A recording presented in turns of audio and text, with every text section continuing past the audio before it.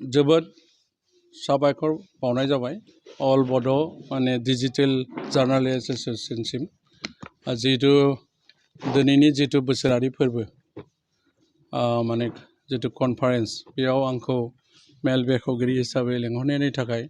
एस'सिएशनसिम आंनि अननाय आरो सिबिनाय बावहरनाय थाबाय जिहेतु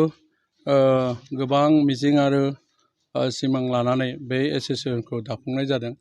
आरो बेवहाय आङो जिखिनि दैदेनगिरि बिथांमोनखौ लोगो मोननानै जोबोद गोजोननाय मोनदों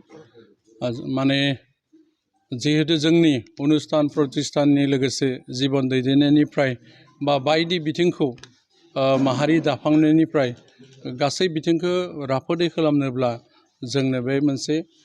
जार्नालिस्ट माने आयदाखौबो नांगौ बे बिथिंखौबो नांगौ मानोना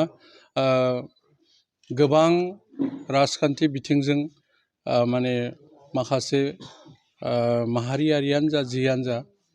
माने क्रास डाउन खालामनायनि लेभेलाव थायो बेनिखायनो नैबेबादि लाइनजोंबो जार्नालिस्ट लाइनजोंबो जोङो जोंनि माखासे माने अनुस्थान प्रतिष्ठानानो जा माखासे आफादफोरखौनो जा माने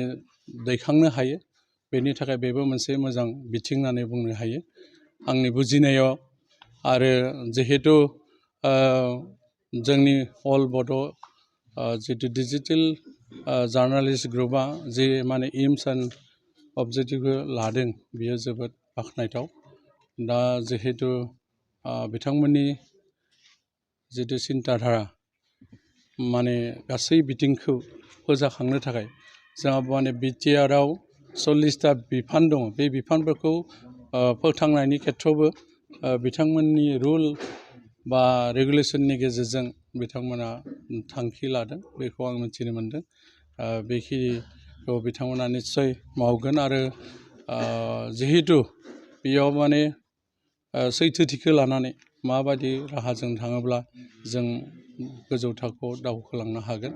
दा बे खामानिखौनो बिथांमोनाबो मावदों होननानै मिथिदों हिसाबै आङो साबायखर बावदों